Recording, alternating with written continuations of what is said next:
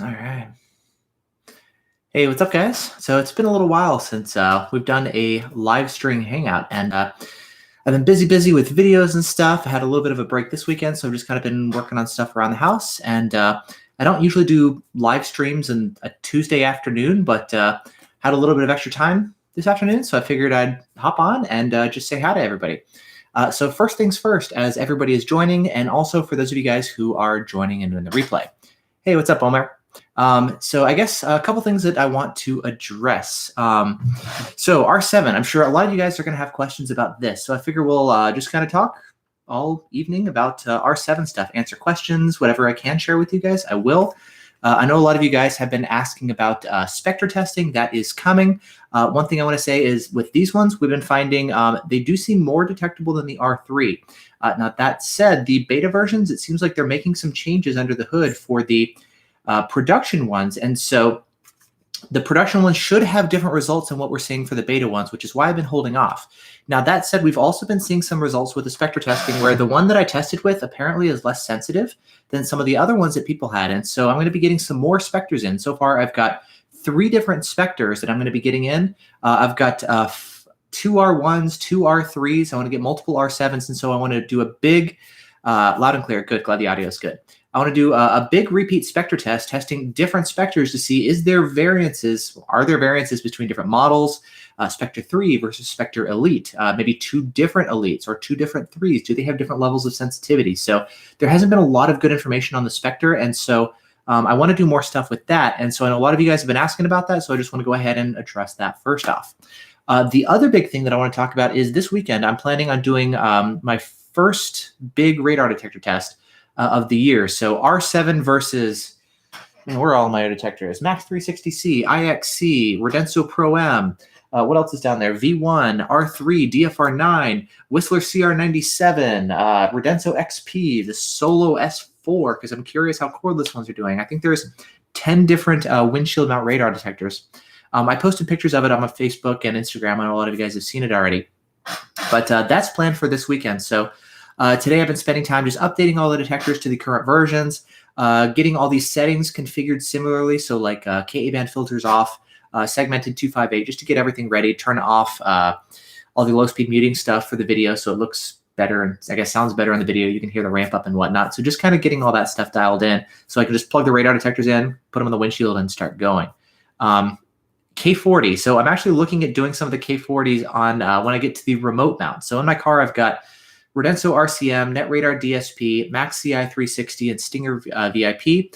I also want to add in the, what's it called? The K40 RL 360 DI. So I'd like to do some radar detector testing with that. It's the same as the RLS2, which I've tested in the past, which means the performance is not going to be that great, but I really do want to test and just kind of put it head to head. The Whistler, could test the Whistler. It's inexpensive. Maybe that'll be a fun one just to toss into the mix too. Why not? And see how it compares. There hasn't really been, I don't think, any good testing on the windshield remote mount. It's the same thing as the windshields. So, meh. But I don't know. It's, I think, based on the CR93, not the 97, which has better performance. So anyway, that should be something interesting to do as well. And then after that, I want to get to laser stuff. So I've got ALP, TMG, and Escort Shifter Max on the car. I want to add in the Stinger fibers and the K40 diffuser optics. So 5 different laser jammers.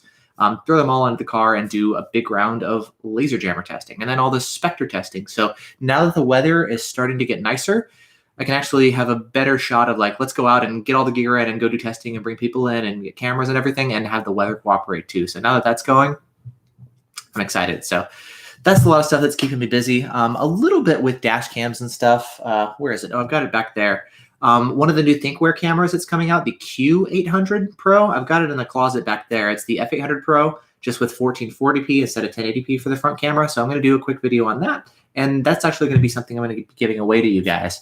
I want to do less of dash cam stuff, maybe shorter reviews or fewer reviews. I don't know. And then just, I've got a bunch of dash cams sitting in the closet that I just kind of want to get rid of. And so I think I'm just going to give away a whole bunch of dash cams to you guys. They're good ones, of course. It's a little too much for me with all the radar detector stuff I'm doing too. But anyway, so heads up as far as dash cam giveaways, that'll be something that's coming up. R7 shipping update. The latest that I've heard, thank you, Russell, by the way, I appreciate it. You're very welcome. The latest that I've heard for the R7 ship dates, April 5th through April 15th. That's the latest estimated ship date. I've heard little differences between different vendors, different sellers. I guess they're getting inventory in at different times, but that was a couple weeks ago. So we're all still kind of guesstimating to a certain extent. So we're waiting.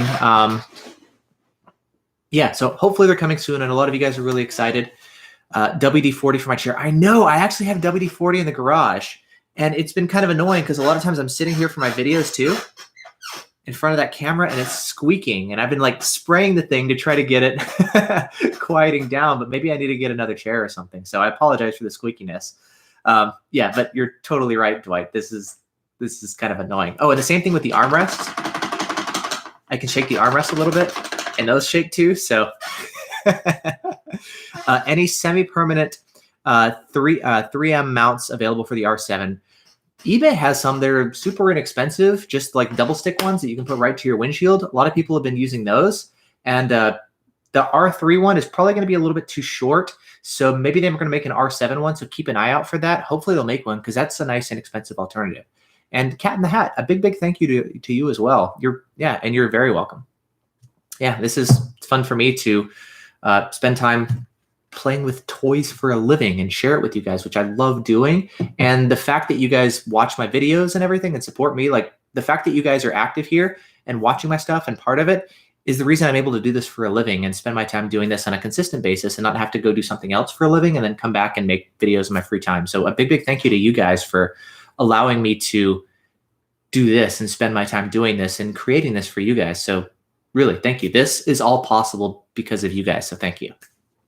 So Vortex, would you consider doing a JBV1 tutorial? That's a good question. I've been wanting to mess with that. It keeps updating so quickly that it's hard to like do a video, like a tutorial on how to use it or something, because he keeps adding new features and implementing new stuff. It's amazing what he's doing. He does a free app for the V1 and it's amazing. So I've kind of been thinking about like spending time messing with it. Maybe when things sort of like calm down with a lot of the other testing that I'm doing and the R7 stuff. Yeah, I would love to spend more time running JBV1. Where's my wife? She's out hanging out with friends now, which is why I have extra time to do a live stream on a Tuesday afternoon. So, yeah. So as far as R7 videos, I'm waiting on that one too. That's a video that I want to do as well. The reason I haven't done that one yet is because settings may change between now and when the public version is released. And so I'm going to wait for once you guys get the detectors and once we have more finalized firmware. The last firmware update that we got kind of added a couple extra features. I posted about it, I think, on Facebook and on the forums and stuff, kind of like the memory quota stuff with choosing some stuff with GPS lockouts. So I want to wait till we're a little bit more finalized. Actually, something that I wanted to do, though, is since we're kind of live streaming here, I figured somebody would ask this question. And so I've got a power cable and I've got my R7. And I figure just for fun, let's power on the detector and let's run through the settings. Again, this is the beta version. So I figure let's just kind of go over what we have here. And just keep in mind that some of the stuff may change, but I'd like to give you guys kind of a preview as far as how things are looking with the R7. Is that cool? So, hey, thank you, John. I appreciate it. So, all right, so let's do this. Let's go in. Menu. I'm still getting used to the buttons. Sometimes I like turn the settings off or the detector off. So a lot of the stuff is going to be similar to the R3, where you can go in advanced mode. You can select the sensitivity for the different bands. I really like here up at the top, you can see as you scroll through the menus, that little dot sort of slides left and right. And it's going to basically tell you how far along you are through the menu. That's a nice little touch once you start getting a lot of menu options here. So we can adjust our sensitivity levels for the different bands, GPS on and off. Let's kind of go through some of the new stuff. I know a lot of this you guys are familiar with the R3. So let's, yeah, you're welcome, John. So, hey, thanks, Drunken Bus Driver. DD before R3. I'll scroll back and get to that once you guys, or once I finish this one. But let's take a look. Red light camera quiet ride, voice. The new thing with the voice is it can tell you direction now, if it's ahead or behind, which is really nice. And this is probably going to time out here, but one of the nice things about the voice is I don't always run my radar detector visible to the dash cam. I like running it up high by the rear view mirror. People ask all the time, Vortex, why do you run your radar detector low? Aren't you supposed to run it high for better performance? And I'm like, well, yeah, but then you can't see it on camera. So I have to mount it lower so the camera can see it.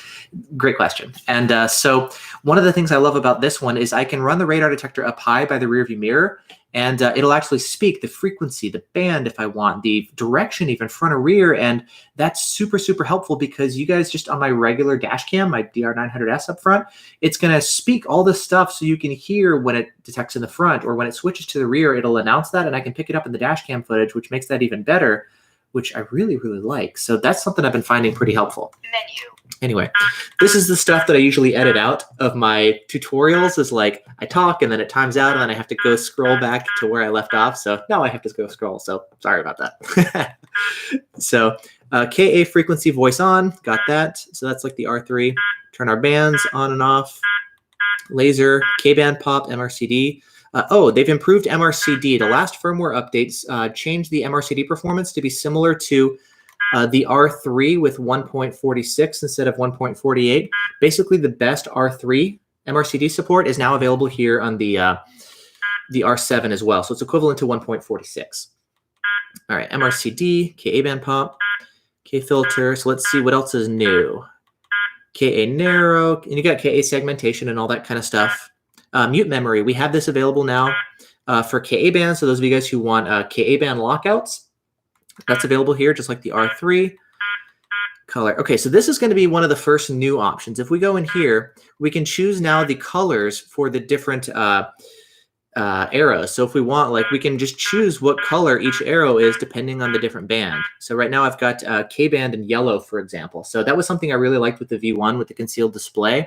And you can get kind of something similar here with the R7, which is great. So different colors here for all that. If we go into the bands, we can choose now for a different band color. So when it says like X band or K band on screen, you can choose what color that shows up in. And again, that's really similar to the custom concealed display or like custom LEDs that they can do for the V1. So you can choose that. I don't really mess with it too much, but it's kind of a cool option. Mode displays is all the same. Instead of that like heartbeat analyzer, it's now a Knight Rider-esque thing going back and forth across the display, but otherwise it's the same. Let's see. Oh, 2 different alert displays now. So actually here, I guess I can demo it. The first one, let's go ahead and go into it. Grab a radar gun. I'll show you this. All right, so quick radar gun. Thank you, John. Appreciate it. So the strength meters, there's 2 different ways for that to show up. So you'll take a look. For the first one, oops. Side, KA band, 34675. That was cool. So it actually said side. That was cool to actually get that. But you can see at the bottom, the strength meter, it's horizontal lines. I think it's 8 dots now as opposed to 5 on the R3. So now we have the strength meter at the bottom. The other one now, it's kind of sort of rainbow shape, an arc shape. Let's go through it. Again, this is the stuff that I edit out of my nice, formal, beautiful videos that I post instead of the live stream. So I got to scroll all the way through here. This is the stuff that you guys don't see for this. Okay, alert display. Okay, number 2. So now if I trigger an alert again, you'll see that the strength meter, it's going to look a little bit different.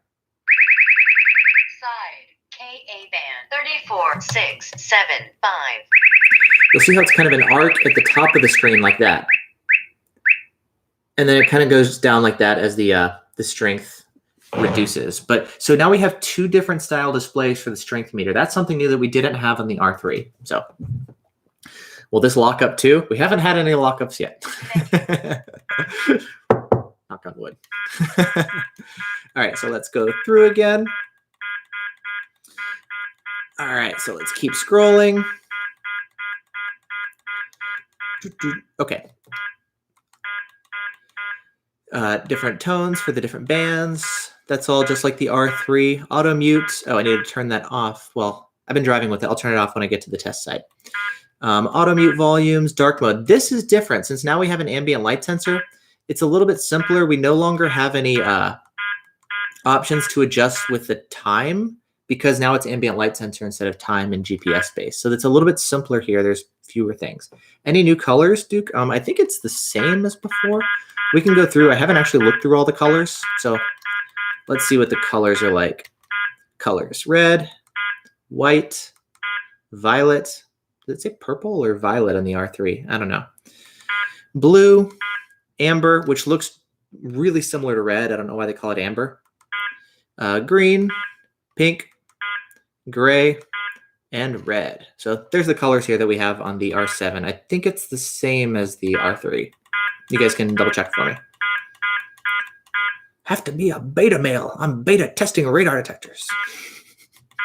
That's funny. David. Thank you, David. I appreciate that. Same BSM filtering. Yes, the BSM filtering is the same. There's no new updates. So let's see. Where did we leave off? Quiet ride. I'll turn that off for testing. Limit speed. Daylight savings time. I think the rest of the stuff is all about the same. Oh, there's one other thing. Memory quota. So this is one of the new features here that we have for the stream is good. Okay, glad to hear that stream is good for you guys. Sorry about that, Kendall. Slow internet sucks. Timed out. Another thing that I would edit out of my actual videos. Let's go back. Luckily, it's toward the end. So 1.20, this is our latest firmware that we have. Memory quota. So with this one, if we take a look, before we time out, you can see we've got a couple different options. I don't know if that's quite in focus, but we can adjust. There's 2,000 points that we can put into the R7. It's shared between GPS lockouts, and you can mark manual user points. So you get up to 2,000 total shared between them. With this option, you can choose how many go to GPS lockouts and how many go to your user marks. You can do up to 1,750 of one and 250 of the other, which is how I run it. I don't really like the user mark thing. I wish I could actually turn that off altogether and use all 2,000 for my lockouts. That would be great.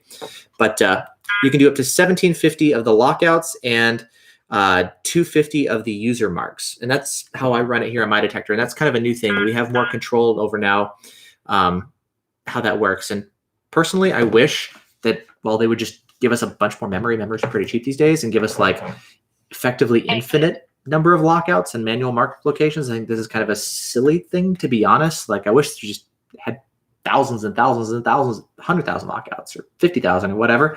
Hey, what's up, Jag? Good to see you here. So yeah, I guess that's the way that they're handling it here, is the new kind of memory quota. So that's a new feature that we have for the R7 compared to the R3. And that was actually created with the last firmware update.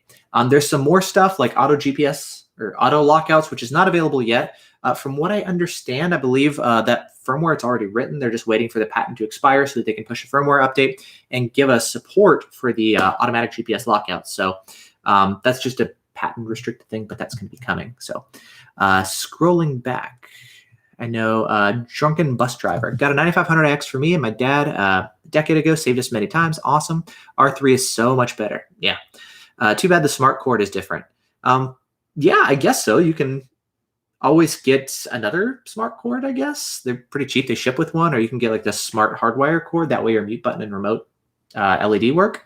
So that's an option for you if you really like the remote one. But otherwise, yeah, the new ones, they look like this. Oh, actually, something that I haven't talked about yet in the videos too much.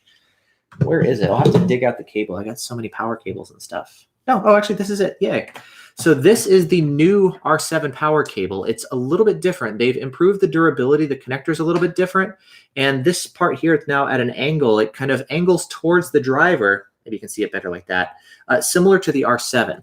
And so we got the same stuff here with the mute button, the alert LED, and the USB port. So all the stuff here is now on the new Uniden ones and new Uniden ones. Plus, they've like beefed up the connector here. So those of you guys who've had issues with the connector failing or whatever, they've beefed up the build quality and the reliability, which is really nice because you don't really want these things failing. It's kind of a pain in the butt. Even though they're like 20 or 30 bucks to replace, still, you don't want to have to do that. So I'm glad that they're improving this. But the biggest difference I noticed day to day is the fact that this is now actually kind of angled toward the driver.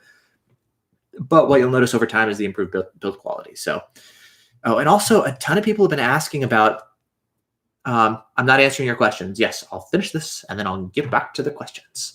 So power cable compatibility. I did a video about Escort, Uniden, Valentine power cable compatibility.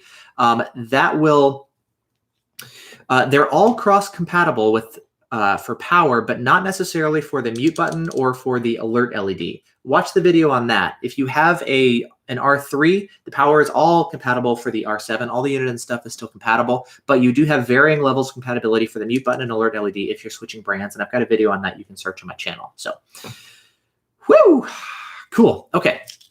So I guess that's kind of some of the stuff that I wanted to cover. Now let's get to some of the questions. Let's scroll. Here, the R3 is annoying with BSM. Can you comment? Yeah, it's a good detector, but it's not great. I remember like the big appeal of that one was when the red line was out. The R3 came out and we're like, man, look at this. We have longer range. What? We have much better BSM filtering, and we have GPS, and we have a lower price point. It was amazing for its time. It's improved a little bit, but it hasn't improved to the degree that Escort and Redenso have been able to do. So relatively speaking, yes, the Escort is better and the Redenso is better still. And that I think is, I've mentioned it in some of my other videos, relatively speaking, compared to the competition, that's probably the biggest weakness of the Unidens. They have had some build quality issues with their detectors and the power cables, like I just mentioned, so that's going to be improving. But really, I think the biggest thing at this point is the BSM filtering. So this is a fun one. DFD Hyperdragon. Vortex, how do I beta test for Uniden? I want to use the R7 and see features. I think it would be fun to start a channel. Okay, so great question. This is something I've actually been thinking about doing a video specifically on how to become a beta tester, or how do you get free products to test and review on the internet. I've kind of had this idea to do in my head. In short, the answer to that is don't focus on trying to get free products to review, and don't focus on trying to get stuff. Focus on what you can contribute and focus on what you can give. You know how they say like it's better to give than to receive or something? Focus on giving. If you can take whatever radar detector that you have, learn how to test. Do you have a radar gun? Do you know how to test stuff? Do you know how to set up a test course? Do you know how to conduct a test properly? Do you know how to present the results in a way that's useful for people? Test any one radar detector you have. If you have multiple radar detectors, test them. How do they compare? Which one has better range? Which one has better filtering? What about the menu? What about the interface? Which one do you like and why? You kind of start to learn how to share information and present information, so you get really good at getting the information out there. Whether you're doing, for most people, the beta testers were testers, right? So we're going to run the detectors. People know their radar detectors. They've run pretty much everything. We have a fair number of radar detectors. And like you can see, this is kind of stuff off camera, but if you look down there, you can see I've got a bunch of radar detectors set up for testing and stuff. And you know, we usually have that, but even if you don't have that yet, I only had a couple ones. I would just test and test and test and learn, because I love to learn and I love to share. And that's still what drives me to this day. It's not getting free stuff on the internet, although that's kind of a cool extra thing. I love it. But it's just, I love learning and trying new things and sharing with people. And then from a manufacturer's perspective, the reason that they would want to send me something is because they know that they've seen what I do, right? And they have a good idea as far as what I'm going to do for them when it comes to giving information. Here's my experience. Here's what I like. Here's what I don't like. And here's the information that I would share online. They have a good idea that when they send me a radar detector, I'm going to be able to do something useful for them. And I've established that just through doing stuff myself. And something that I've seen super, super often is people say they want to beta test, but really what they want to do is get a free product, or they want to get something early before it's available, which is great. Don't get me wrong. I love getting free stuff. That means I'm able to accomplish a lot more without having to spend money. That's great for me. I'm not a YouTube multimillionaire yet. I'm working on it. And a lot of you guys, I guess, are helping me. So thank you. But, you know, I don't have a ton of money. And so it helps me to get stuff for free because I can accomplish a lot more without having to spend money. And then I can put the money into maybe radar guns or gas for my testing, or grab some beer, whatever, you know? So that's definitely great. But really the focus is create stuff and show others that you can do something really useful for them, whether it's testing or videos or reviews or articles on your website or promotional material or marketing information or pictures on Instagram or whatever it is that you do. Show people that you can create awesome stuff by creating awesome stuff. So contribute, learn, test, share, and give to others. That's always my advice for people who want to become testers and get free stuff or get something early. Don't focus on getting stuff for free or early. Focus on becoming a good tester and giving to others. That's really the big part here. So yeah. another fun topic that, again, that's something I've had in my head too, and I thought about doing a separate video on, but it would basically be that. So, hey, thank you, Robert. I appreciate it. Philip, after doing the initial reviews and you wanted to purchase an easy-to-use solution, would you pick the R7? Yes, maybe. I think my two favorite detectors, if I was to just pick one for windshield mounts, it would be R7 and Max 360C. When you say easy to use, I generally think of Escort. They do a good job of making easy to use detectors that are good for the general consumer. Like my mom, for example, if she wanted a radar detector, she doesn't. My brother, he used to run one, but doesn't. I gave him a Max 2, give him a detector that's just easy. It's got good BSM filtering. It's got automatic GPS lockouts. It sort of just does everything by itself, and it doesn't require a lot of user intervention. You don't have to worry about band segmentation and custom sweeps and what segments do I run here, or what about out-of-tune guns? Just give me a detector that performs well, that gives me auto lockouts instead of manual. Like, yes, that's coming to the R7, but the Max 360C, I still think it's a little bit easier to use. And I think some of the extra features like the Bluetooth integration, it's nice to display the speed limit on screen. That's a great benefit. The cloud support with other drivers, great. That stuff is really nice. And for people who are just getting into things, when you say you want something easy to use, that right there kind of triggers me to think, Escort is probably the best option for kind of the general consumer. So, okay, coming back to Hyper Dragon. What's the cheapest radar gun to start to test with? If you want a Ka-band gun, probably something like a Stalker ATR. You can usually get those for maybe $200 to $300. You can find custom Eagles. You can find, at this point, you can get them pretty cheap. I mean, the Stalker, the dash mount ones like the Stalker DSR or DSR2X, those tend to be more expensive. MPH B3s, $500, $600, $800. Decatur Genesis, you might be able to find one of those, or like a Python, $200 to $300 range. So you can get them on eBay now. Just go search around. Probably one of the biggest things is just maybe test with the frequencies that you see most. If you're deciding, should I get a 34.7 gun or a 35.5, take a look at what you see and get one of those. That way you can test against the things that you see most often. Plus, it's really cool to see on the other end of the radar gun what the police officer's capabilities are and what their limitations are. You learn a ton by using radar. And so I would generally, kind of same thing with radar and laser, go for something that you see in your area. Like with laser, and a lot of people say, I want to get a Dragon Eye. It's like, well, that's cool, but if you don't have them in your area, I don't. Maybe it would be better to test with the guns that they use in your area. So usually I would recommend going for those, but if you want something cheap, just go look on eBay, find a Ka-band gun. You can get them for $200, $300, $400. That range all day long. So yeah, let's see. After R7 gets auto lockouts, would you overall rate it above the Max 360C? That's been one of the most commonly asked questions. Let me grab that too. Put my Stalker 2 away.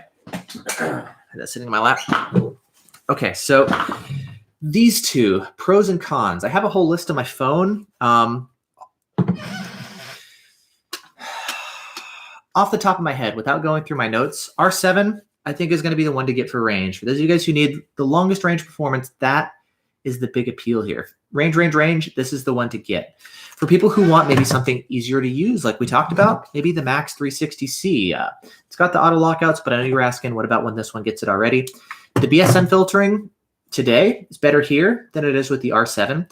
I like that it can display the speed limit on screen. I like the cloud integration, even though I run Waze anyway. It's nice to have the extra layer of protection. I like the Wi-Fi automatic updates just because you can put it in the car, and I don't have Wi-Fi in my car, but even when I'm parked in the garage, the detector will let me know when there's an update. Download the update for me, and there we go. That's also really nice because this only has an updater available for Windows. I'm a Mac user, and I can't update by plugging it into my Mac. I have to go grab a Windows computer.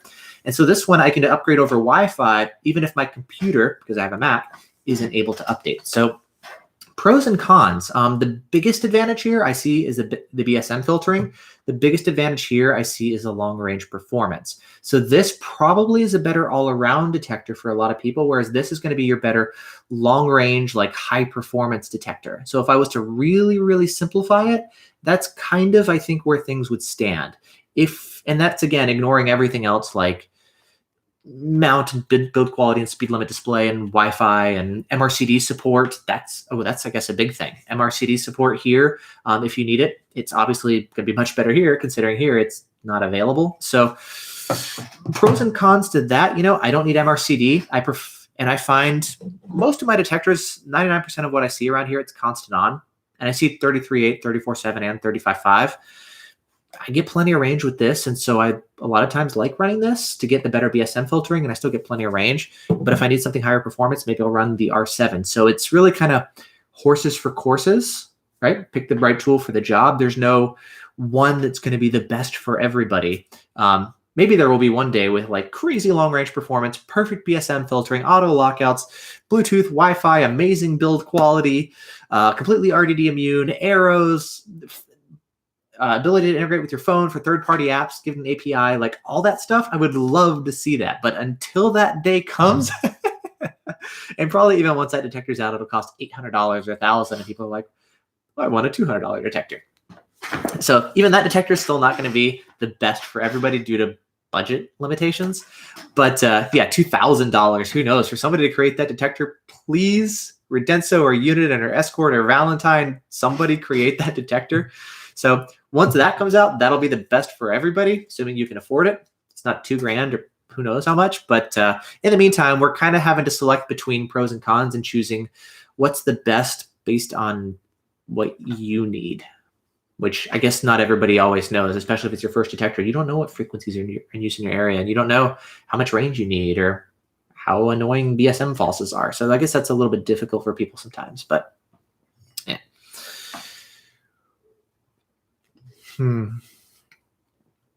Let's see.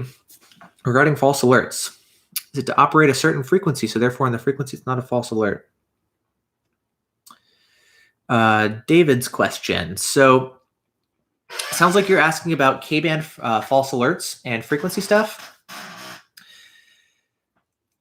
That's one of the annoying things because blind spot falses, automatic door openers, and police radar guns can all be right on the same frequency range. I mean, there was a video posted on RDF the other day of an officer shooting K-band around 24.195 or something, right in the same frequency range that you'll see Acura and Honda falses. And if you shut off that range, you would miss that alert. And I mean, that's an option because that's so rare and Honda and Acura falses are so common, maybe that's an option. But ideally, we would have a detector that can do a perfect job of differentiating between legitimate and false alerts and tell the difference. But that's still kind of tough. And so, yeah, a lot of times they are on the same frequency. So that makes it tough. But yeah. When does the R7 ship? Damien was asking. The current estimate, I know from BRD, is between April 5th to April 15th. So coming up, today's what, the 26th?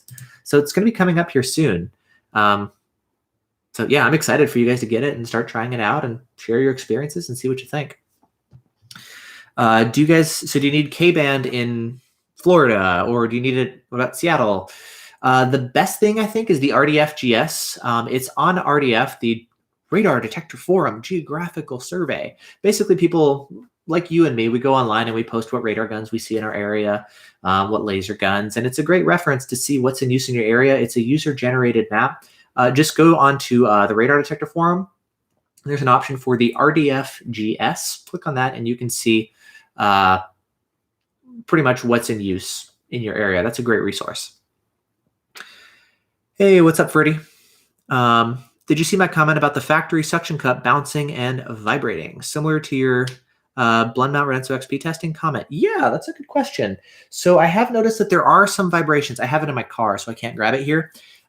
There are some vibrations on the R7 mount. It's nothing too crazy. I've seen a lot worse before. I've seen better. So it's not rock solid the way like a blend mount generally is, but there are some vibrations. So I guess I'll say that, but it's not to the point where it's like a huge issue or anything in practice. I don't think I've ever noticed that it's been an issue. So yes, it vibrates, but not to the point where it's been annoying, at least to me. So your mileage may vary, of course, but that's kind of my experience, at least so far. Yep. Let's see. Baseball speed guns send a frequency and trigger it. Yes, all radar guns use different frequency radar, whether it's K-band or KA, 24 gigahertz, 36 gigahertz. They're all going to be using some different frequency of radar. So yeah.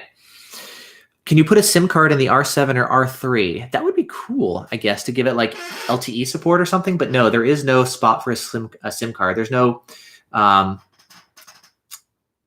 there is no SIM card. That would be kind of cool though.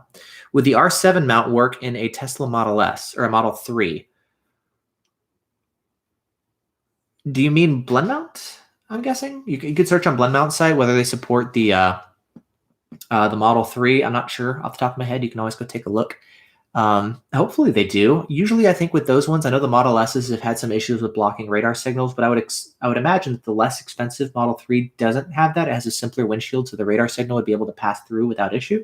So that might be something to take a look at. Okay, V1 versus R7 size comparison. Sure, I'll do that. All right, so V1. Okay. I know a Valentine 1 works fine in the Model 3. Thank you, Obeer1 Kenobi. Appreciate it. All right, so here are the two detectors. The R7 is a little bit larger, but not a crazy amount larger. I do notice that some of the bulk, it's in the vertical direction. So if you take a look, I feel like I'm Cyclops like this. I'll do Cyclops mode. It is a little bit larger vertically. If we kind of put them like this, they're pretty similar, I guess, width-wise. I have noticed that the R7 does look bigger in some of the photos, but if you put it next to some of the other detectors, yeah, Bill, it's basically the same. You're right. What about, I guess, length front to back? If we do it like this might be the easiest way to see one of the biggest differences. So it's less than a centimeter. I can see on screen too. The R7 is longer, maybe front to back. I know it's a little bit tough to get a sense of scale, but it's just under a centimeter longer. So there you go. There's your V1 versus R7 size comparison for those of you guys who've been wondering. There you go. Can't believe the Valentine 1 has looked the same for over 20 years. That's actually something I've been wondering. I know he has a patent out for a new display. I did a video on it years ago, but that's clearly still not been implemented. But it was like a new display. Forget where it was. There was like an LED display and different style arrows, and it could display the frequency and all that kind of stuff. So yeah, there is a design plan changed, or design.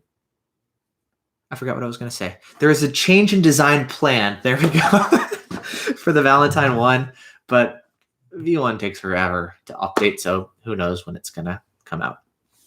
Will the R7 work well in Southern California highway patrol and local cities? Yeah, it's phenomenal. I mean, it's crazy long range performance. It might be one of the best detectors to run there. In Southern California, I believe you can turn K-band off as well and run it with just Ka-band only. So you'll get crazy long range performance plus arrows. So just run it with Ka-band only. I think it's mostly 34/7 even. I don't think they run any 33/8. So turn off the filters. I think you can turn off K-band and 33/8. Just run like 34/7, and you can do 35/5 for when you go into the parks and stuff. But that'll be a beast for California. Plus all your red light camera alerts. I think they're like $400 or something, the tickets for those. So yeah, I think it's an awesome option for California.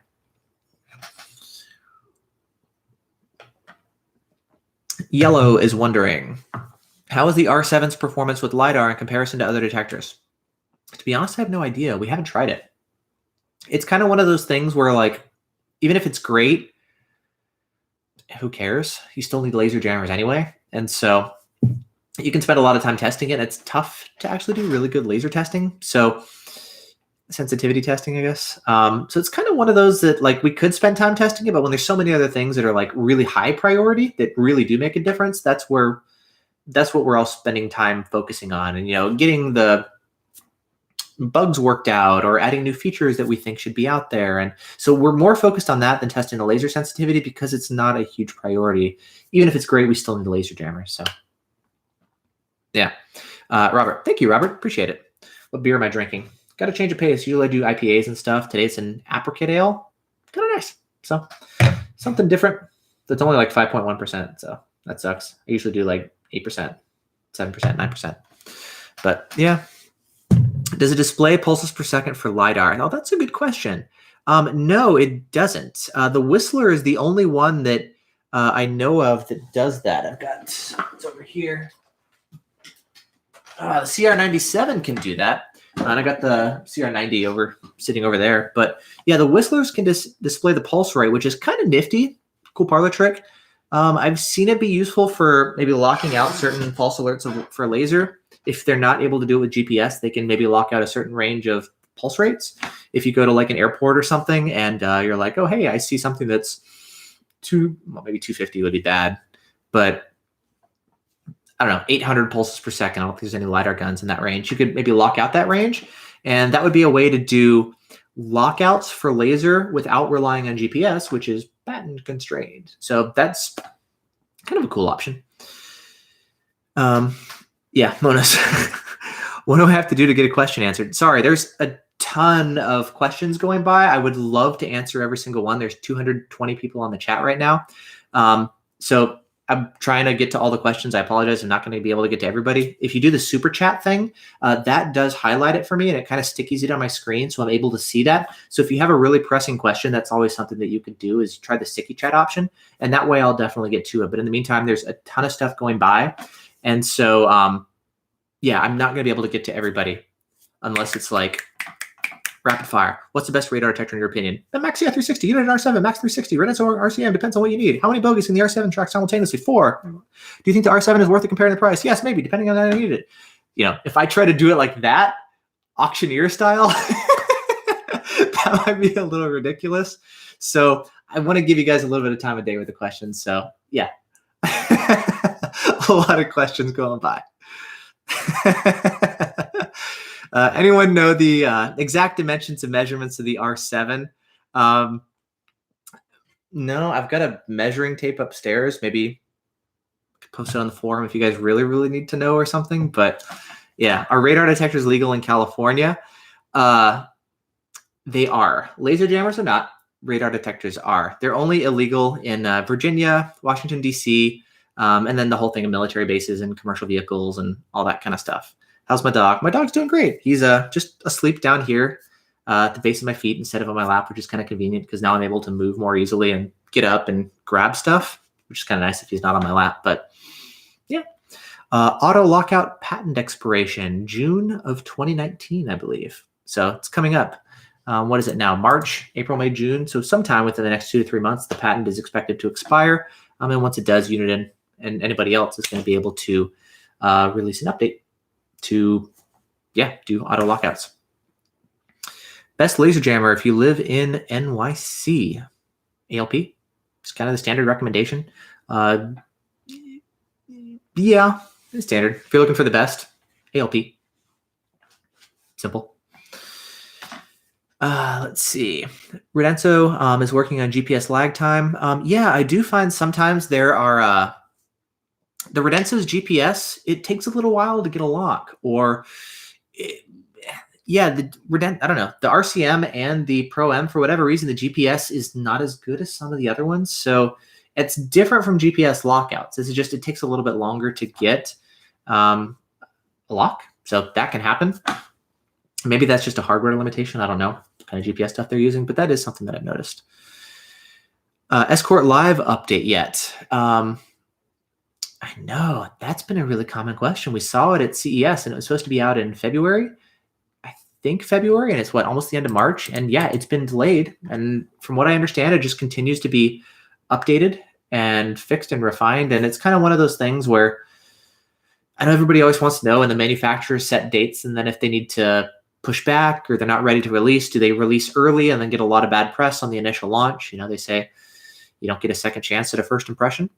So maybe it's worth it to delay and miss the deadline and wait a little bit longer until the product is where they want it to be and then release it, even if it means missing, again, the deadline and what they promised. So I don't know the whole story with Escort, but it just seems like, yeah, it's another thing that's been delayed from them. So, do we know how the Rudenso Pro SC works in Alberta? I wouldn't recommend the Pro SC because you're going to need the Pro M there in Alberta. I mean, that is MRCD Central. In Edmonton, and I believe also in Calgary, you're going to need MRCD support. And so the Pro SE is not the detector to get. You're going to want the Pro M. Better BSM filtering, but really the main thing is MRCD and MRCT support, which you're definitely going to want there. Where did you get the couch chair? I don't remember. Some store for my wife, so she can just kind of hang out there. So if I'm like on the computer sitting here working, she can just hang out there. Maybe our dog can sit on her lap and that kind of stuff. So get that Audi tuned. I've been looking into that. So something that I'd heard, somebody had told me was like, if you go in and mess with any of the electrical stuff in the car, it voids your warranty, which sucks because I've definitely messed with the electrical stuff. So I'm hoping that's not the case. So before I look into tunes and everything, it's CPO. And so the CPO warranty is pretty fantastic. So I'm waiting on, I kind of want to stick to some of that stuff to be a little bit more stock, but yeah, I'd love to tune it. I've looked into like either, seen a couple posts on Facebook and stuff about it, or did the OBD2 thing. I don't know. So I'm looking into it, but yeah, that would be fun. Now that I'm getting used to the power, it had twice the power of my Miata and it's faster, even though it's bigger and heavier. But now that I'm getting used to it, I'm kind of like, maybe a tune would be nice. The APR tune. Thank you. What about like the different levels? I know there's like level 1, level 2. There's different degrees of tuning and different costs and all that stuff. So I'm curious. How do I know what my local / state law enforcement use for radar enforcement? Help me pick the best radar detector for me. So if you don't have a radar detector yet and you're just like, hey, what do I use around me? Thank you, Nate. I appreciate that. That really helps. Thank you. You're very welcome. So if you don't have a radar detector and you're wondering what's in use around you, again, reference the RDFGS, the Radar Detector Forum Geographical Survey. Go to the forums, take a look at that, and people will actually post what radar guns and laser guns are in use in your area. That's a fantastic resource, and it's the best that I've seen like that. Not perfect. Again, that information can kind of get out of date and stuff after police officers stop using a radar gun, but do we delete that information out of the database? So it can get a little bit out of date, but that's the best resource that I've seen. Chair needs some WD-40. Maybe what I'll do for my next video is I'll start the video by WD-40ing my chair again, even though I've done it like 3 times so far. And hopefully that it does the trick or something. I think that'll be a funny way to start the video. Jeff. Thank you, Jeff. I appreciate it. I had a Redenso Pro M in my Amazon cart until this live stream. Now even more confused, but thanks for helping us figure it out. The Pro M, great detector. The best when it comes to MRCD support. So if you're in Alberta, but it's in use in Chicago, it's in Maryland, it's in a couple places around the country we're seeing.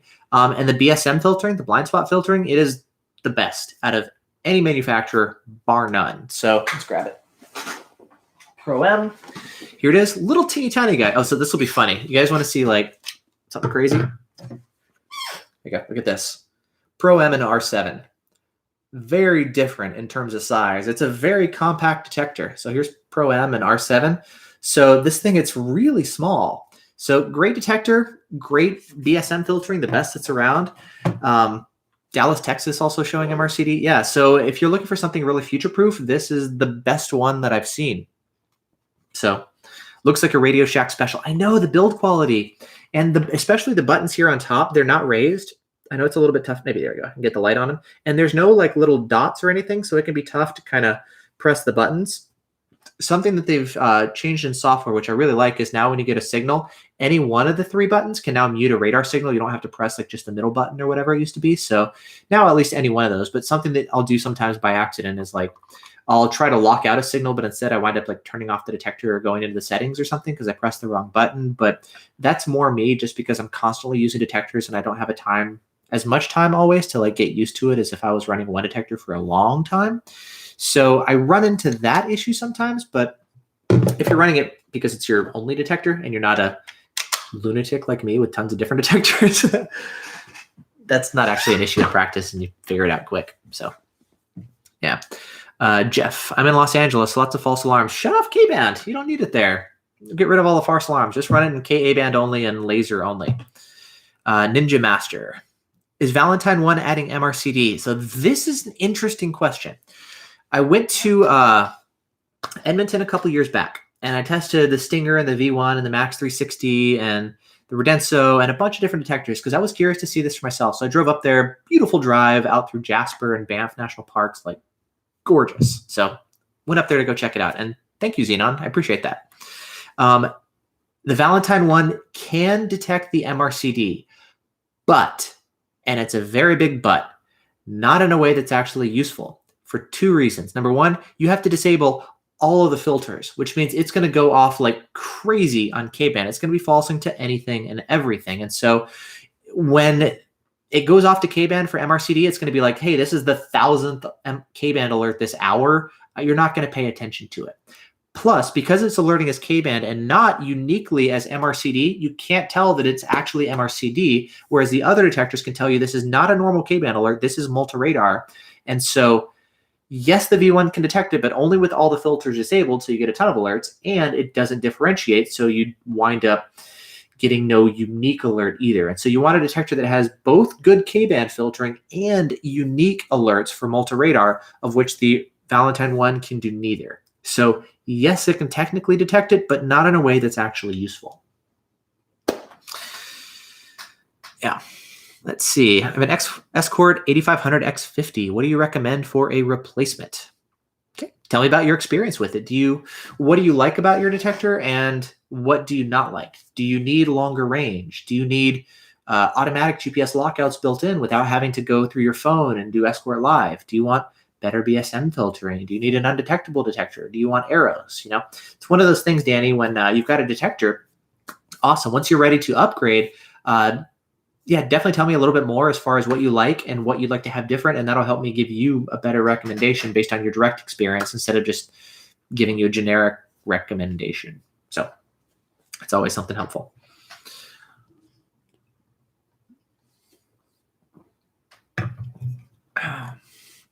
Hardware. What a coincidence. I bought the R3 and R7 for my other car. I'm new to radar detectors. How do you power on when not in a car? A couple ways. What I use most often is one of these. You can see it's still got the light that's powering off. It's a USB to cigarette lighter adapter. You can get them on Amazon for like $10. I've got these everywhere, and they're awesome. I'll just plug it into a USB port somewhere, and now I have a cigarette lighter port where I can plug in my radar detector, and that's how I'm doing all this stuff here at home. We're doing videos and stuff. I've got these. I also have the, where is it? Other things like this.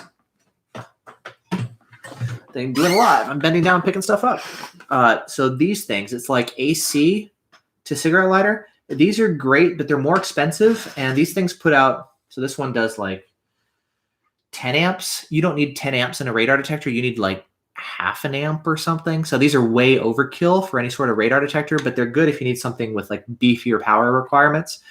So I'll use these things if I need to do like multiple radar detectors and radar guns and cameras and stuff.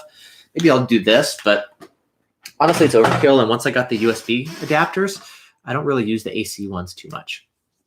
So that's what I use to power stuff at home. They're, again, $10 on Amazon. Just go pick one up. Any good way of trading in my R3 to get an R7? No, they don't do any sort of trade-in program. And honestly, it's probably for the best. Even when companies do trade-in programs, it's convenient, but they don't really give you much money at all. You can get way more money if you just turn around and sell it on eBay. So instead of getting like $50 or $80, you can get like $200-300. So it's a little bit more work, but you'll wind up getting a lot more money for your R3 to trade in for the R7. So would you say the R7 is worth the investment right now with everything happening? If you need one, it's a great detector.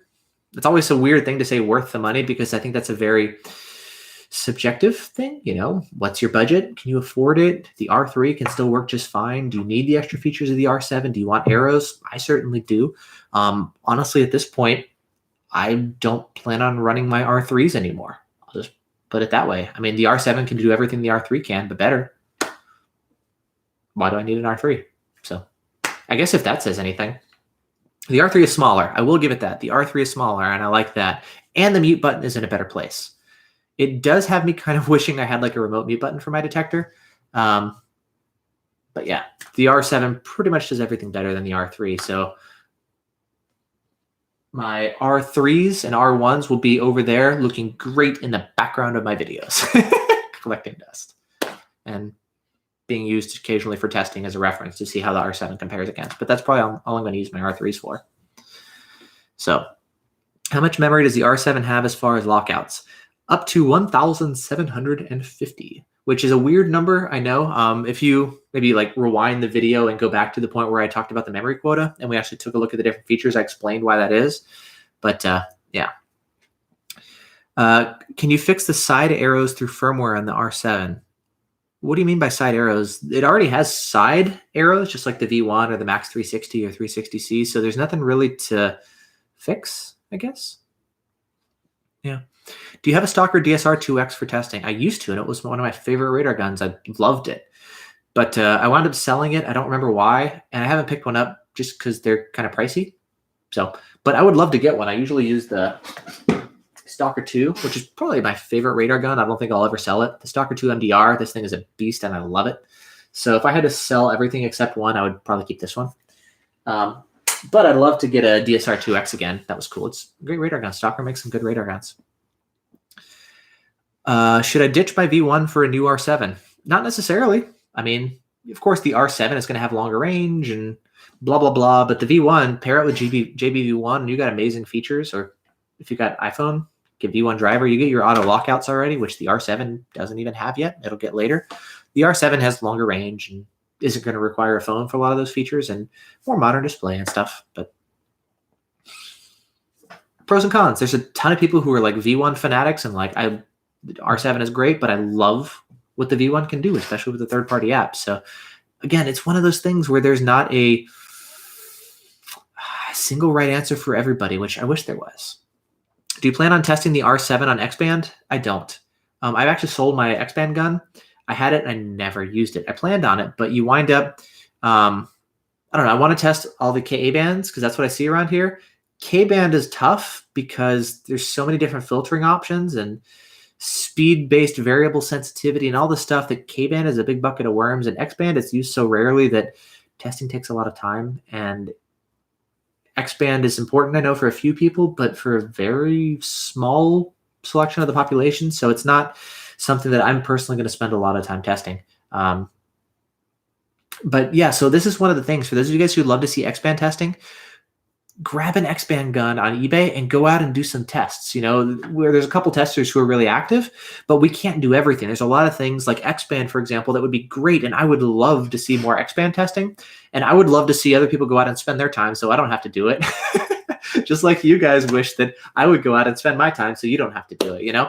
But it's one of those things where if you guys are curious about X-band stuff, go out and test and go do it and find out and test your detectors and see what it's like. And you'll be able to share the stuff that there's not a lot of information and it'll help tons of people. And we would all benefit from what you do. So for those of you guys wondering about X-band, if you have the desire to do some testing, I say definitely go do it. I highly encourage that. So yeah, go test it and post some videos, post on the forums and let me know your results. I'd love to see them.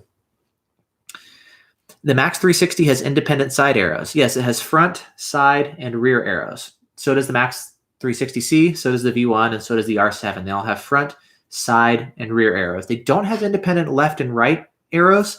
People ask that from time to time. Like, Charles, I always find that to be kind of an interesting question. Side arrows are front and rear signal strength are very similar, if not the same. So I'm going to light up side arrows instead of front and rear. It can't actually differentiate left and right. So side is front and rear are very similar. That's why there's no left versus right. They only have 2 antennas, not 4. Mango. Hey, Mangosteen. That's a cool name. Thank you. Does the Escort Live app need to be opened manually every time you get in the car?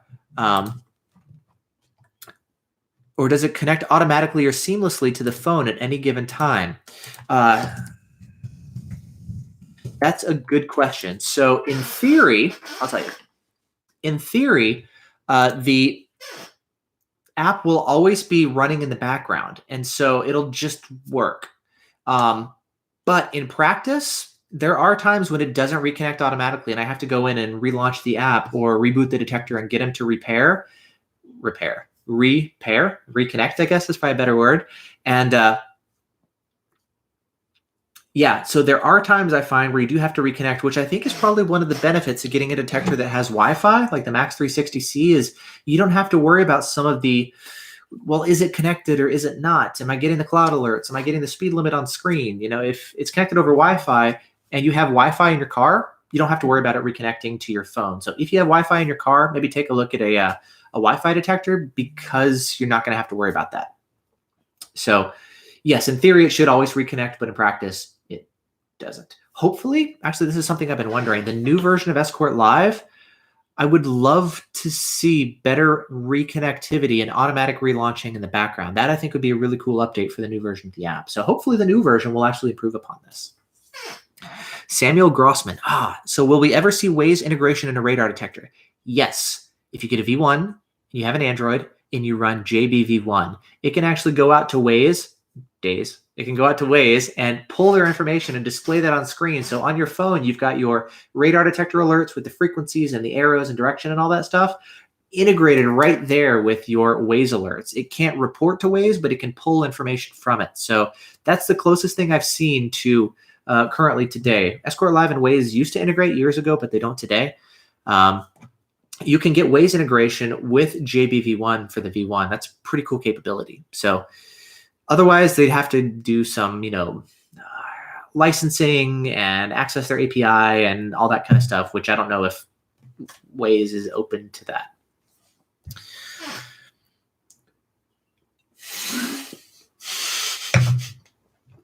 I'm in trouble with John Boy. Sorry, I said Waze instead of days. Hopefully Google isn't doing a text-to-speech conversion. And like scanning all the words that I say. We'll see. Will there still be updates to the R3? I'm sure. The detector is not going away or being discontinued or replaced. You've got the non-arrow high-performance version, and then you have the with arrow high-performance version. The R7 and R3 and R1, they're still being sold. I don't know about DFR7 updates, because that one is going away and being replaced by the DFR9. So that I could see maybe no more updates, but it's pretty stable at this point. So I don't know about DFR7, but I would still anticipate continued updates for the R3, and that's just my educated guess. Michael, hey, what's up, New Jersey? Say what? Let's see. I've been seeing a bright star right before the sunrise where the sun looks. Okay. Does tinted windows affect the radar reception signal by Antonio Carlos? So I did a video on that. If you search for do windshield fritz or tint affect windshield, short version to that, most tint is okay. If you have a metallic tint, that metal in the tint will, El Gonzalez, very good, you're on it. The metal in the tint will interfere with the radar signal coming through. But if you get a non-metallic tint or a ceramic tint, generally those ones are going to be just fine. So really, if you're looking to get tint, just make sure it's non-metallic. Bill is asking about the dots. The dots usually don't affect radar reception. I think they're like plastic or something, kind of built into the fritz. Yeah, so the technical term is fritz, but everybody else calls them dots. Generally speaking, those are fine for radar. They may diminish laser sensitivity just because they're blocking some light coming through. But if you're running a radar detector up high in your windshield, your radar detector is not going to be that great on laser in the first place. And again, even if you mount it low, it doesn't matter. Get a laser jammer and all that. So you're like, whatever, laser, whatever. But for radar, it's fine. Favorite way to mount the R7. So I was able to mount it in the rearview mirror up there. If I wasn't doing this whole Vortex radar thing with videos and stuff, I would mount it on the blend mount. But I'm switching back and forth between blend mount and up high by the rearview mirror, because under the rearview mirror, a lot of times I mount a GoPro for my videos. And that's how I get the videos of I'm driving and I have a radar detector in the windshield and I have a GoPro mounted like this. It's hanging on the blend mount underneath my rearview mirror. And that's usually what I'm using my blend mount for. But if I wasn't doing that, I'd probably do the R7 on there if I was just doing normal stuff. So I guess once I finish the videos and stuff, and if I take a break from videos, I'll just move it on down to the blend mount. When does the auto lockout patent expire? June 2019. Have you heard Blackview coming out with a new dash cam? Not from Blackview. Thinkware, yes. Here, I'll go grab it. Why not? 1 second. I talked about it earlier. You gonna come follow me? You always want to come follow me. I know.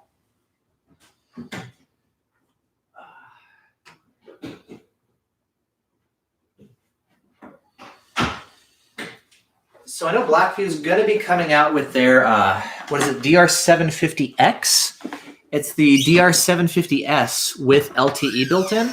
So that's going to be coming out at some point. So nothing new there. I got up and my dog was like, what's going on? So now he's up here too. But the new Thinkware, so I'm going to be doing a video on this, and then I'm going to be giving this away. This is the Q800 Pro. I haven't even opened it yet, just because I've been busy with R7 and testing and all that. It's pretty much the F800 Pro, but at 1440p instead of 1080p for the front camera. Rear is still 1080p, I believe. I believe anyway. So it says here on the box, I know 1440p, but I'm pretty sure the rear is still 1080p, just like the black view. But from the black view, really nothing to report. They're still wide. You want to come up? All right, come on, come on, come on. Good boy. Okay. Say hi. Say hi. Hi, everybody. So, yeah, he's my buddy. This guy's awesome. So when I'm like here, you know, working on stuff, he's usually just sitting here on my lap, and he's super nice dog. I take him on walks and stuff. So I'm working on videos, take a break and go for a walk and stuff. But, anyway, yeah, as far as Blackview, there's the DR750X, but I haven't heard anything new from them otherwise. Oh, they actually just released a video on the DR900S IR. So if you want the internal camera, the rear, he wants to lick my hand. No, you're going to be all like licking my hand on the video, and it's going to be like, you guys will be all annoyed. I don't mind it, but my wife doesn't like that sound. And since the mic is right there, you guys probably won't like that either. So anyway, sorry, buddy. No licking my hands for you. Yeah, so there's the Blackview DR900S 2-channel IR. So if you want the rear camera to be internal facing and IR, they're going to be coming out with that. There's a video on YouTube now if you search for it. It's like the DR750S IR. But if you want the front camera to be 4K. So that's, I guess, the latest new stuff from Blackview, but nothing new, I guess, beyond that. Vortex, do you think the upgrade from the R1 to the R7 is worth it? That's a big upgrade. Obviously, the GPS. The longer range is cool. I know you see that in the test results and stuff. I should probably close the door to my bathroom, shouldn't I? I closed this before, but then I forgot to close it. There we go. That's better. Gotta have a nice background for my videos. So yeah, upgrading from the V1. The arrows obviously are going to be a huge upgrade. And then the GPS is going to be a huge upgrade. If you don't need the GPS and you've run AT, the R1 for a while, it sounds like, do you keep your dash cams in the bathroom? Yeah, I've got a closet in there. It's one of my extra storage spaces. So a bunch of stuff in there. Lights for cameras, whatever. Anyway, with the GPS, yeah, if you need it for the lockouts or low-speed muting or something, yeah, that's going to be a huge upgrade, maybe even more than the arrows. I don't know. I mean, I personally would never run a radar detector without GPS again. It's so useful. Like, I couldn't imagine doing it. So, can you compare, Ioha Lee, can you compare DFR7 size to the R7? Sure. DFR7. R7. There we go. So pretty similar, I guess. Of course, R7 is a little bit bigger. If we look at them from the front, R7 is a little bit taller, as you can see. If we look at them side to side like this, try to get them lined up. The R7 is wider, which makes sense because it does have the side antenna there, right, to give it the arrows. So it makes sense that it's going to be wider. There's no surprise there. But it's bigger, but not like massively bigger. So there you go. There's R7 versus DFR7. Justin, any news on the R7 will be Rtd immune like the R3? So that is a great question. I've been getting a lot of questions about that. So so far from what we're seeing with the beta ones, these samples that we have, they are more detectable than the R3 is. However, Uniden is saying that the production ones should have some hardware changes to help improve the stealthiness. And so, wait, you want to come on up? So the production ones that you guys are going to be getting should be getting stealthier, which is the reason that I have held off on actually doing any Spectre testing. I've got a Spectre 3 over there. I don't have the Elite yet, but I do have 2 Elites that I'm going to be able to borrow and the Spectre 3, and I'd like to get another Spectre 3, and I'd like to do some testing with 2 Spectre 3s, 2 Spectre Elites. I've got 2 R3s. I've got 2 R1s.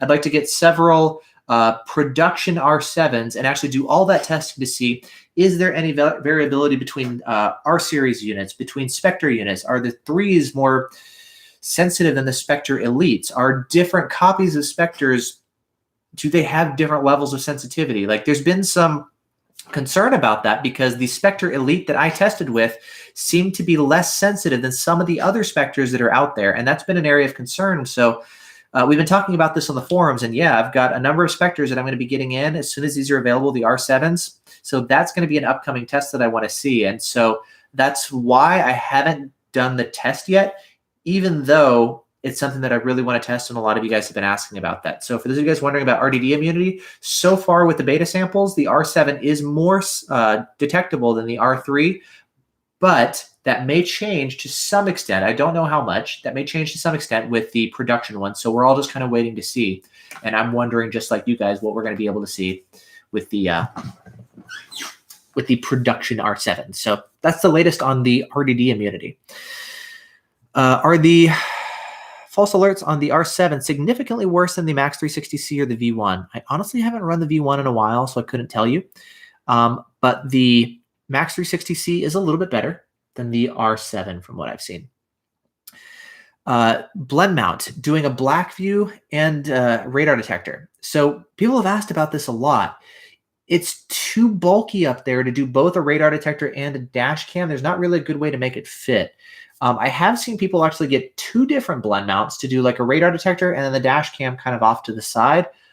Obviously, that doubles the price of your blend mount collection. So there's that. But for you guys who are really set on wanting to have two on the blend mount, that's the way to do it. So, but it would be cool, but then you get into an issue of like, okay, well, you're going to have both an R7 and a Blackview dash cam, or what if you have a thinkware, you can't use it? Will they be able to sell enough? I don't know.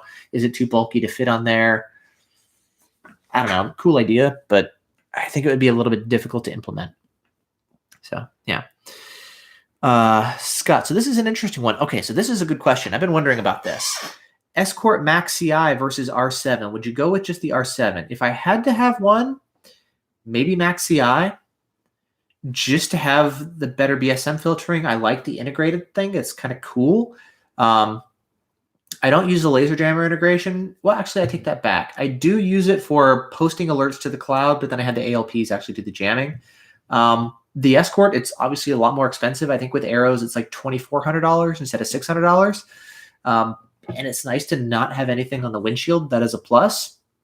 The arrows are smaller, but you do have the remote LED, which I like. So it'll be red for the front and blue for the back, whereas a Uniden, you get more customization with the arrows. The Escort is going to be more RTD immune.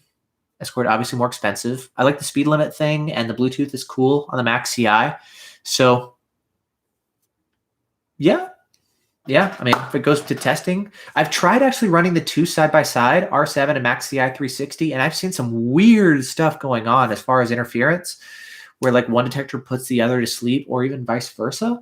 So I'm like, okay, I can't actually run the two simultaneously. I'm waiting for testing to actually see which one has better range. And so I'm kind of holding off on that. I've been trying to run the two simultaneously, but it has not been working well, unfortunately.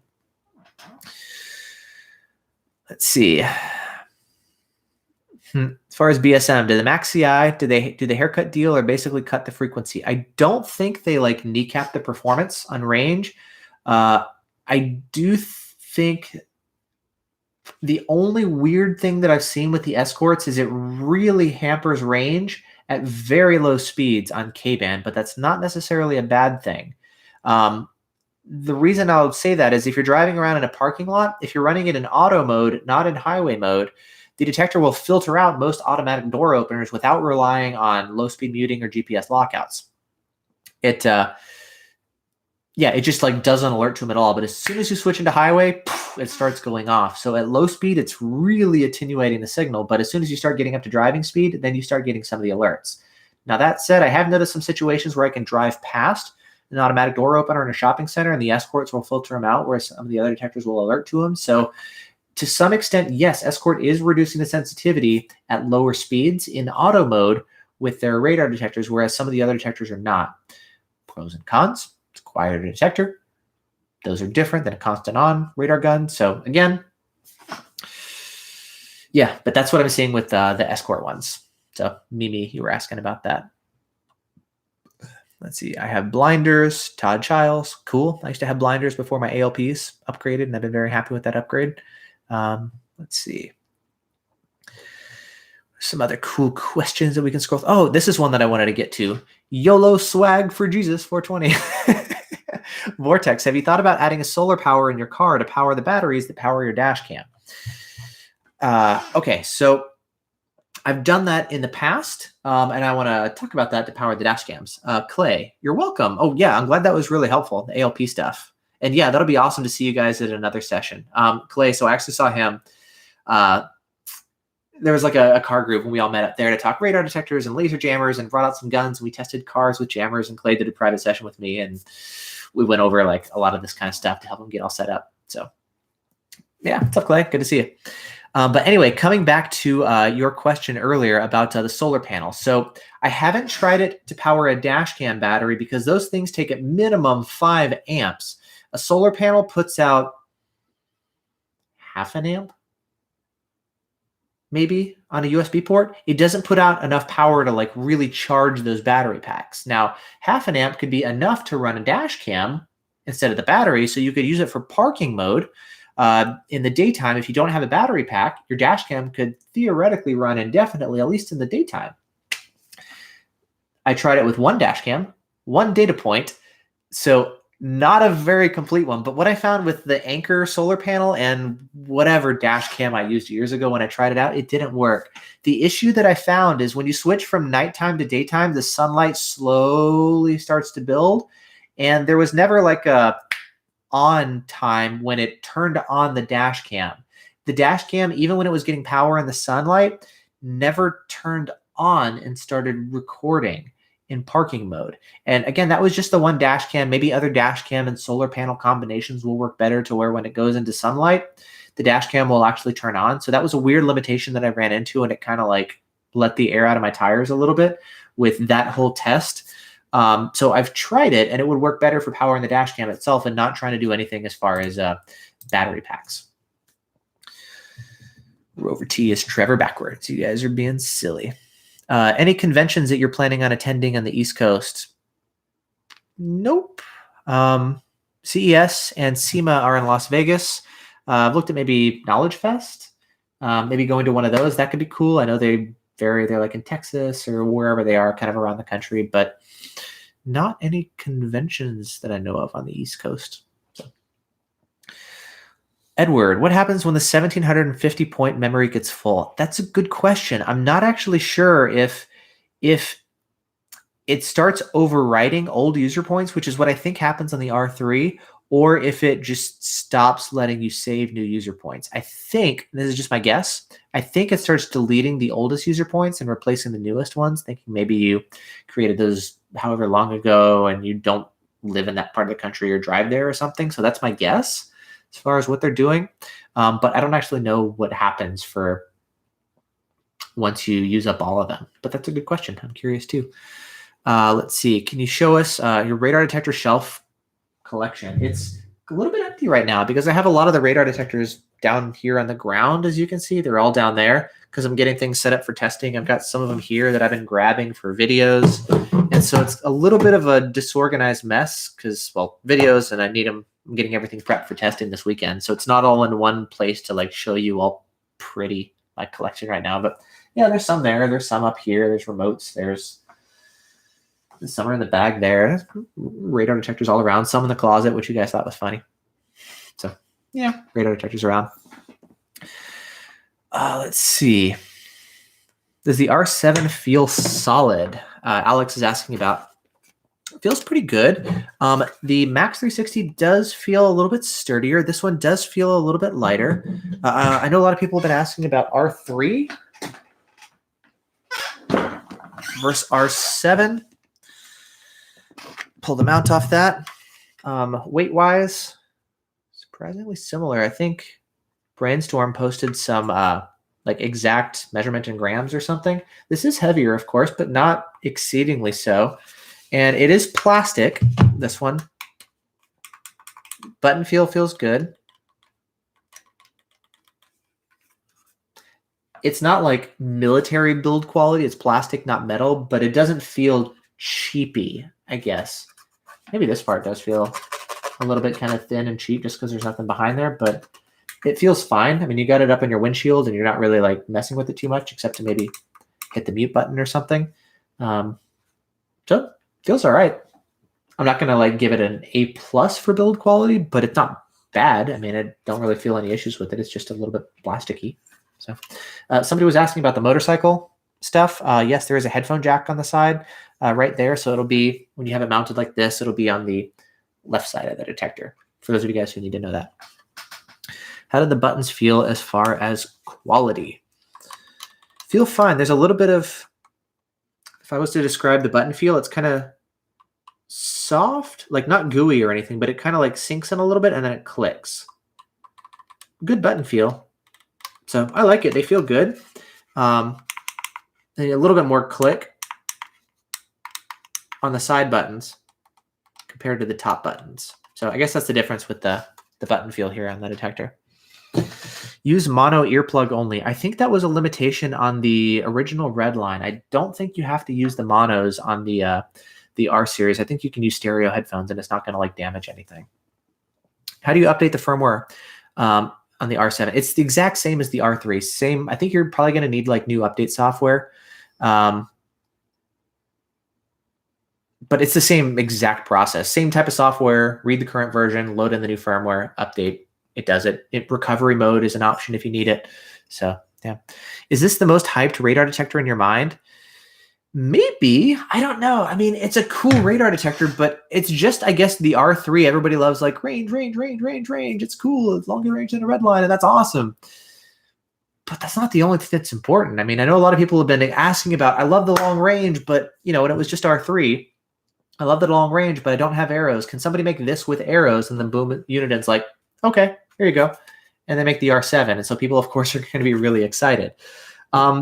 There's always going to be a certain amount of hype and excitement about it. I mean, it's a cool detector, don't get me wrong. But I mean, once the novelty wears off, I guess a little bit, it's a good detector. It's not going to like revolutionize your world. If you have an R3, it's an R3 with arrows and a new design and eventually auto lockouts and better K-band scanning and ambient light sensor and a couple other minor things. But I mean, yeah. Would you choose an R7 over the R3 as a daily driver? Probably, most likely. I don't think I'm going to use my R3 much. The clutch. Thank you, the clutch. I appreciate that. What about a concealed display unit for the R7? That would be awesome. I'd love to see that. There is no concealed display available right now or anything, but I'd love to see them add one. I had that on the Valentine one, and it was great. And I'd love to see it available for other ones. Or same thing with Bluetooth. You know, have some other external alerts or controls or muting capabilities. I think would be awesome. Is the R7 too sensitive for an urban or suburban environment? Sometimes on K-band. So I'll dial back the sensitivity, which is a common thing people did on the R3, run it at 60 or 70% sensitivity. On Ka-band, I don't think so. You can always dial back the sensitivity if you need it, but you can't always crank it up. So I love having the sensitivity. And I mean, here, the longest alert I've ever gotten with an R3 is like a mile, you know, just because we have all the hills and curves and trees and stuff. And so, yeah, a crazy sensitive detector, maybe I get a mile of range. And so that can be really, really helpful in practice. So I like having the extra range. Let's see. Trevor, where are the vents on the R7? They are right here on the bottom of the detector, as you can see. Joe Fro, bring out that Dragon Eye laser gun. I don't have one. They don't use it around here. Never had a need to pick one up. I'll borrow one when I need one, but I don't have one. I've got the LRB, which you can see over there, and I've got the PL3, which is on that shelf up there. LRB I just got cheap.